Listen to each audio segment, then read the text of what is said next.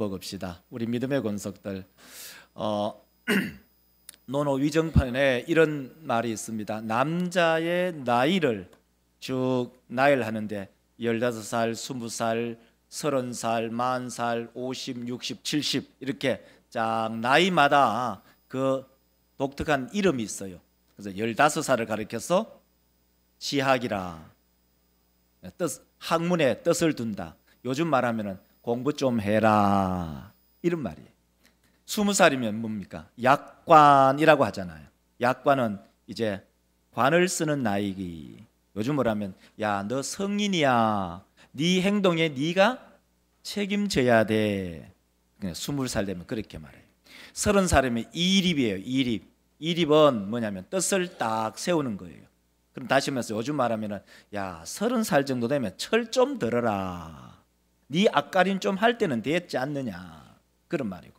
40은 불혹이라고 얘기하죠. 불혹은 한자 그대로 유혹을 당하지 않는다, 이런 말이에요. 그러니까 사람이 한 40 정도 되면은 자기의 앞길을 딱딱 걸어가면서 다른 사람들에게 막 휘둘리며 살아가지 않는다, 이런 말이에요.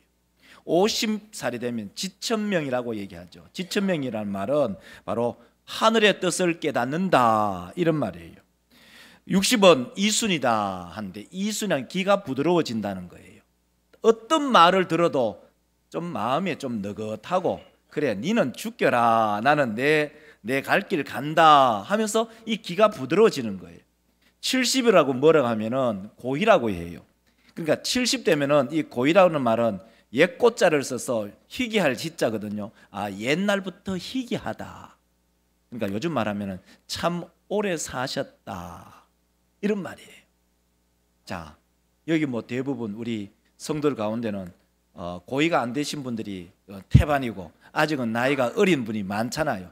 가끔 한 번씩 이제 고의, 정말 희귀한 나이를 볼 수가 있어요.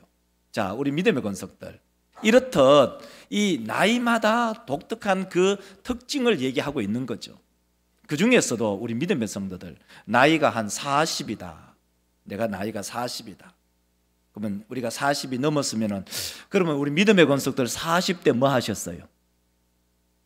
한번 생각해 보세요. 나는 40대 뭐 했을까?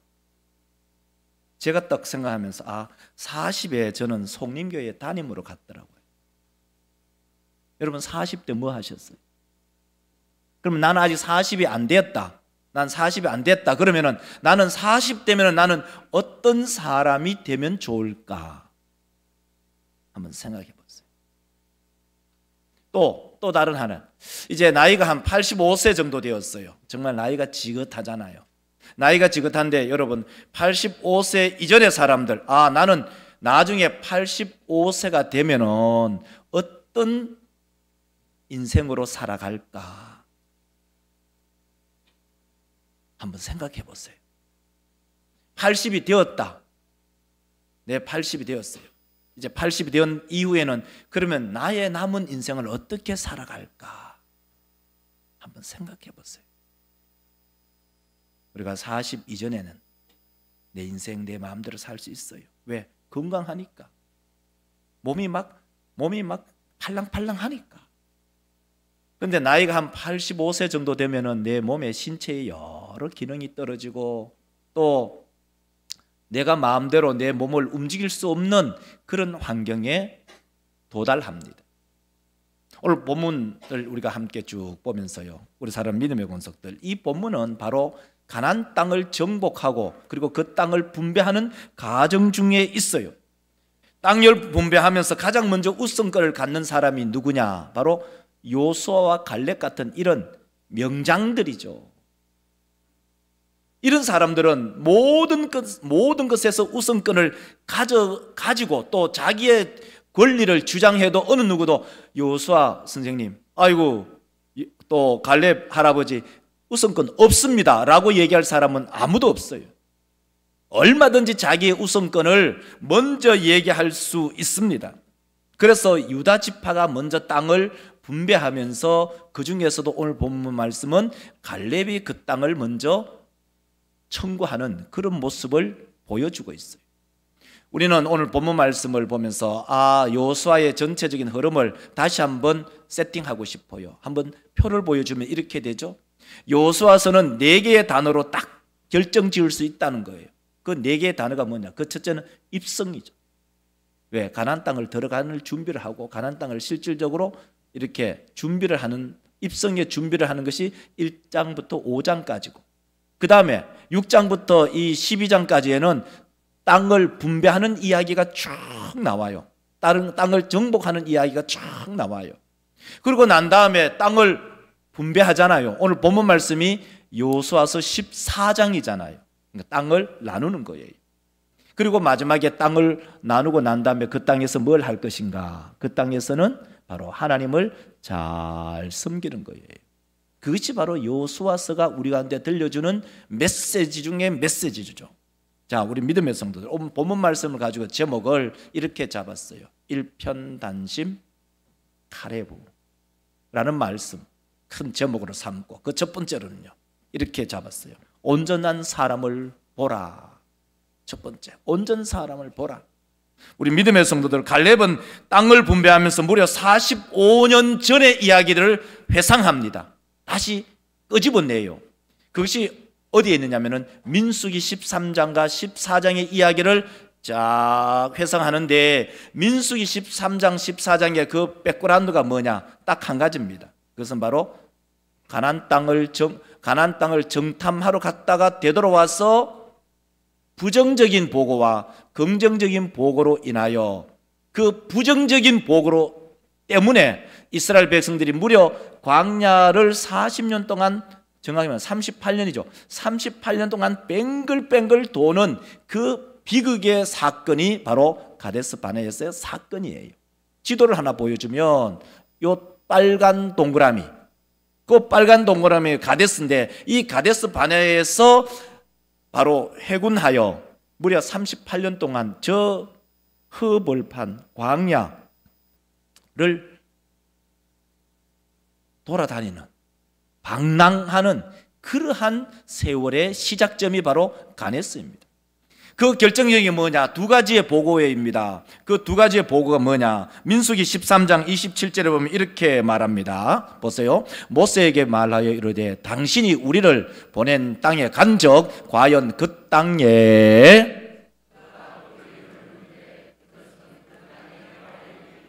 객관적으로 보면 그 땅은 적과 꿀이 흘러요. 그런데 주관적으로 어느 누가 얘기합니다. 주관적으로 얘기하면 32절을 보면 이렇게 말하지 않습니까? 이스라엘 자손 앞에서 이르되 우리가 누르다니며 정탐한 땅은, 거기서 본 모든 백성은 가나안 땅을 객관적으로 보는, 다시 말해서 그 땅은 젖과 꿀이 흐르는 땅은 맞아요. 그게 바로 민수기 23장 27절에 젖과 꿀이 흐르는 땅이 있어요. 그런데 그것을 주관적으로 평가하는 것이 뭐냐? 그 땅에는, 그 땅을 악평하죠. 그 정탐한 땅을 악평하고, 그 땅이 어떤 땅이냐? 자기들 생각이 있어요. 10명의 정도 꾸는 생각은 그 주민들을 삼키는 땅이다. 아니, 방금 전에 그 땅은 젖과 꿀이 흐르는 땅이라고 얘기했잖아요. 근데 신기하게도 그 정탐한 땅을 보면 그 주민들을 삼키는 땅인데 모순이 있어요. 아니, 주민들을 삼키는 땅인데 그 주민들은 왜 그렇게 클까? 신장이 장대하대요. 이걸 좀 이렇게 해석하면, 이렇게 원래 이제 원전으로 읽으면 이렇게 읽혀져요. 정탐한 땅은 그 주민을 삼키는 땅, 먹어버리는 땅이에요. 땅이 사람을 먹어버려요. 그러면 그 땅에 사람을 살 수가 없어요. 그 땅은. 그런데 어떻게 되었는지 그 땅 백성들은 신장이 장대하대요. 얼마나 모순되고 충돌돼요. 여호수아와 갈렙이 보고하는 내용을 보면 민수기 14장 8절을 한번 볼까요?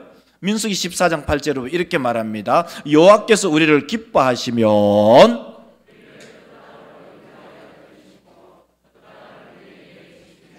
이는 과연 젖과 꿀이 흐른다는 말은 10명의 정탐꾼의 보고도 동일하고 요수와 갈렙과도 동일합니다. 그래서 이걸 표로 정리하면 이렇게 정리할 수가 있어요. 표를 보면 자, 가나안 땅은 분명히 젖과 꿀이 흐르는 땅이에요. 그러나 그것을 보는 시각에 따라서 전혀 달라요. 10명의 정탐꾼들은 얘기하기를 분명히 그 땅은 젖과 꿀이 흐르는 땅, 꿀과 젖이 흐르는 땅인데 그 땅에는 아낙 자손이 있고 경관 성읍이 있어서 우리는 거기에 살지 못한다. 우리는 그것을 점령하지 못한다 하는 거예요. 요수아와 갈렙의 보고는 뭐냐? 바로 하나님의 인도하시면은 우리는 그 땅을 정복한다. 전혀 다른 보고를 하고 있어요. 객관적인 이야기는 보고는 뭐냐? 젖과 꿀이 흐르는 땅이에요. 그러나 그 두 종류의 사람들의 주관적인 보고는 전혀 달라요. 우리 사람 믿음의 권속들 이런 이야기가 있어요. 중년 여성의 질환, 자기 진단. 이게 이런 이야기 있어요. 남편이 갑자기 멋있게 보인다? 그 여인은 백내장. 남편 등에 업히고 싶다? 골다공증. 걷다가 남편 쪽으로 기울어진다? 관절염. 남편을 보면 가슴이 뛴다? 부정맥. 남편과 달달한 커피가 마시고 싶다? 당뇨병. 애교 섞인 목소리가 나온다? 갑상선. 이런 얘기가 있어요. 병은 이미 가지고 있어요. 이거는 객관적인 거예요. 내가 병을 가지고 있는데 남들이 듣기로는 그것이 주관적으로 들릴 수 있어요. 우리 사람 믿음의 권속들 똑같은 사실을 탁 보면서 어떻게 보느냐에 따라서 시각이 전혀 달라져요. 이 컵이 유리컵, 투명 컵은 아닙니다. 근데 만약에 이 투명 컵, 이 투명 물이에요. 물이 절반 있네요. 자, 똑같은 객관적으로 물이 딱 절반 있어요. 절반 있는데 부정적인 사람은 물이 절반밖에 없네. 긍정적인 사람은 아직도 물이 절반이나 있구나. 똑같은 객관적인 건데 어떻게 생각하냐에 따라서 전혀 하늘과 땅의 차이를 가지고 온다는 것입니다. 갈렙은 45년 전에 그 일들을 회고합니다. 회상합니다. 45년 전 40살 때나 45년이 지난 내 나이 85세 때나 동일하다는 것입니다. 갈렙은 무엇의 일편단심입니까? 두 가지의 일편단심입니다. 하나는 하나님이 약속하신 약속의 땅에 대하여 일편단심을 가지고 있었고, 그리고 그의 마음은 온전한 마음으로 일편단심으로 가고 있습니다. 그래서 오늘 본문 말씀을 들어오면 7절과 8절을 9절을 보면 동일한 얘기를 계속합니다. 보세요.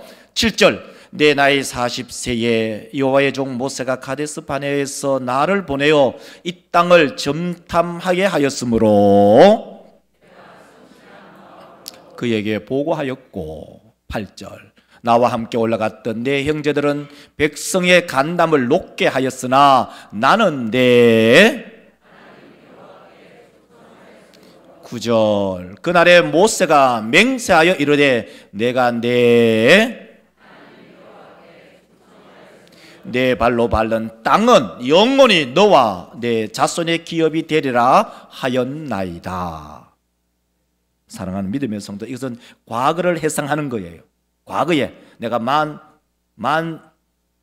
살 때 가나안 정탐을 하고 갔을 때 그때 모세가 나에게 말한 것, 그리고 그것을 실질적으로 그 현재를 과거를 해상하는 겁니다. 그리고 실질적으로 오늘 14절 말씀에 보면은 이 갈렙의 결과물을 만들어내죠. 14절에 보면 이렇게 말합니다. 헤브론이 그니스 사람 여분의 아들 갈렙의 기업이 되어 오늘까지 이르렀으니 이는 왜냐하면 이런 말이죠. 이는 because 그가 이스라엘의 아멘. 우리 믿음의 성도들, 이 갈렙이라는 사람은 40살 때나 85세 때나 한결같았어요. 이것을 표로 보여주면 이렇게 말해요.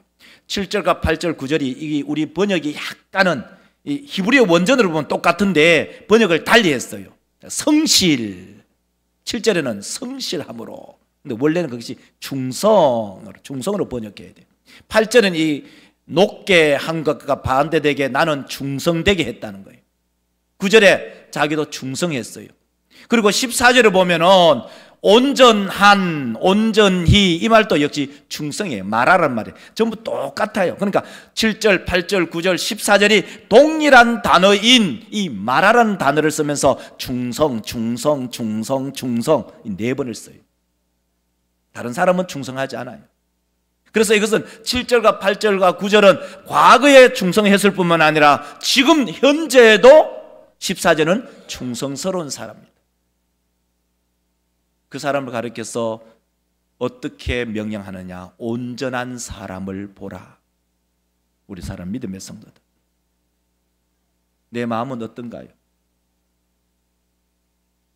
내가 신앙생활을 하면서 40년의 세월을 쭉 흘려보내면서 내 마음은 갈렙과 동일하느냐? 그래서 그 첫 번째 소 제목이 온전한 사람을 보라. 이걸 다르게 말하면 충성된 사람을 보라. 성실한 사람을 보라. 오늘 우리가 이 말씀을 기억하면서 우리 모든 믿음의 권속들의 마음속에 하나님, 나도 이 갈렙처럼 충성스러운 사람, 온전한 사람, 성실한 사람으로서 우리의 일생을 살아가겠습니다. 그렇게 고백하는 우리 모든 믿음의 권속들이 되시기를 주의 이름으로 축원합니다. 경북 그 예천 호명면 가면은 거기는 어구총이라는 곳이 있어요. 그 이야기는 이런 이야기예요. 박준용이라는 사람이 있었는데 개를 너무 좋아해요. 이 개를 얼마나 좋아하는지 밖에 나갔다가 돌아와서 우리가 말하는 개밥을 먼저 주고 그 다음에 내가 밥을 먹는 사람이에요. 얼마나 개를 좋아하는지. 이 개도 이제 주인을 좋아하는 거예요. 근데 어느 날 이 주인 준영이라는 사람이 병이 들어서 겨울에 그만 일어나지 못하고 죽은 거예요.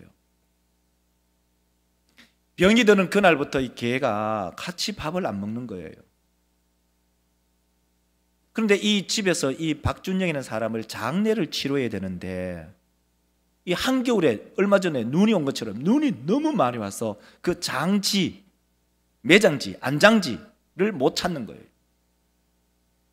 그래서 이 유족들이 걱정하고 있었는데 이 개가 유족들의 그 상복을 물고 막 땡기고 가더래요. 그래서 그 간 곳이 어디냐면은 그 예천 지역의 502제라는 그 고갯길 아래에 머물러서 그 땅에 간 거예요. 그러니까 거기 보니까 온 천지에 눈인데 그 눈이 없는 거예요. 그래서 그 땅을 파가지고 그 개 주인 박준영 씨를 그렇게 묻은 거예요. 그리고 그 이후에 그 상여가 나가는 그날에 개가 죽었는데 그 가족들이 그 개의 마음을 알고 개의 무덤을 만들었어요. 그 개의 무덤이 뭐냐면 저 개의 무덤의 이름이 어구총이에요. 어구총. 우리 믿음의 성도들, 때로는요 사람이 개보다도 못해요. 우리가 하나님께 은혜를 받았으면 그 은혜를 하루 이틀 하다가 잊어버린 게 아니라 우리의 일평생을 한결같이 충성스럽게 온전히 성실하게 하나님을 섬기는 그러한 우리 모든 믿음의 권속들이 되시기를 주의 이름으로 축원합니다. 두 번째로는요, 나는 주류인가 비주류인가입니다. 여분의 아들 이 갈렙은 어느 족속 사람이냐 하면 그니스 족속 사람입니다. 이 그니스 족속이라는 말을 오늘 본문 말씀에 두 번 합니다. 6절과 14절을 보면 이렇게 말하죠. 6절을 보면 그때의 유다 자손이 길갈에 있는 여호수아에게 나오고 여호수아에게 말하되, 그 다음에 14절 헤브론이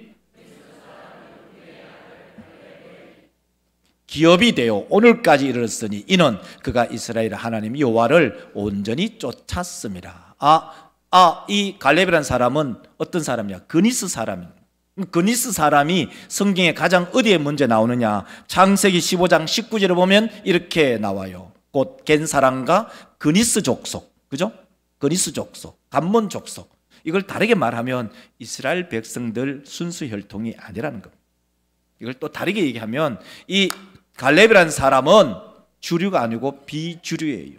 그래서 8절을 보면은 이렇게 말하지 않습니까? 8절을 보십시오. 내 형제들은, 위에부터 나와 함께 올라갔던 백성의 간담을 내 하나님 여호와께, 이 말이 무슨 말이냐면 이런 말입니다. 주류, 내 형제들이 누구죠? 주류입니다. 주류.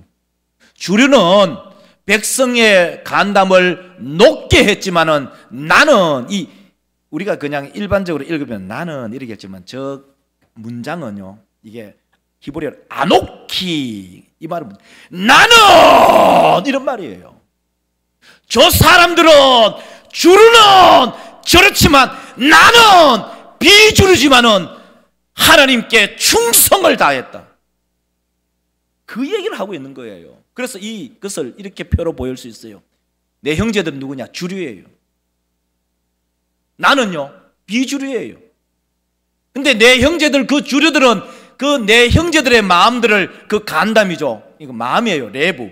마음을 높게 했어요. 나는 비주류인데 우리 형제들의 마음도 충성스럽게 했다는 거예요. 한번 물어봅시다. 우리 믿음의 권속들은 우리 자인교회 주류인가요? 비주류인가요? 막 생각들이 복잡해질 거예요. 나는 주류인가 비주류인가? 주류냐 비주류냐 이것이 중요한 것이 아니라 주류이면서도 백성들의 마음을, 다른 말하면 성도들의 마음을 낙담하게 하는 사람들이 있고, 비주류지만은 하나님 앞에서나 다른 성도들에게 힘을 북돋아주고 충성하게 하는 그런 비주류가 있다는 겁니다. 그러면 여러분 주류 될래요? 비주류 될래요? 주류 되어서 사람을 낙담하게 하는 그런 주류가 될래요? 내가 비록 비주류지만은 다른 사람들을 마음에 북돋아주고 힘을 솟게 하고 하나님께 충성하는 그런 비주류가 될래요? 차라리 주류가 되어서 사람을 낙담하게 하기보다는 나는 차라리 비주류가 되어서 하나님의 마음을 시원하게 하고 성도들의 마음에 충성의 마음, 성실의 마음, 온전한 마음을 세우겠다, 이렇게 결심하는 우리 믿음의 권속들이 되시기를 주의 이름으로 축원합니다. 이게 훨씬 낫지 않을까요? 우리 사람 믿음의 권속들. 그래서 오늘 본문 말씀에 그 8절에 있는 이 말씀은요, 8절에 있는 말씀은 사실은 높게 하였으나 하고, 이 충성이라는 말이 히브리어를 읽어보면 이게 언어 유희를 쓰고 있다는 것을 알 수가 있어요. 그러니까 높게 하였다는 말은 마사라는 말을 쓰고, 이 충성이라는 말은 마라라는 말을 써요. 이게 언어 유희를 해요. 같은 마자를 쓰면서 마사와 마라, 너는 마사가 될래 마라가 될래, 이 얘기를 딱 하고 있는 거예요. 우리 모든 믿음의 권속들, 얼마나 이 갈렙이라는 사람은 하나님 앞에 한결같이 충성했고 온전한 사람이고 성실한 사람이었어요.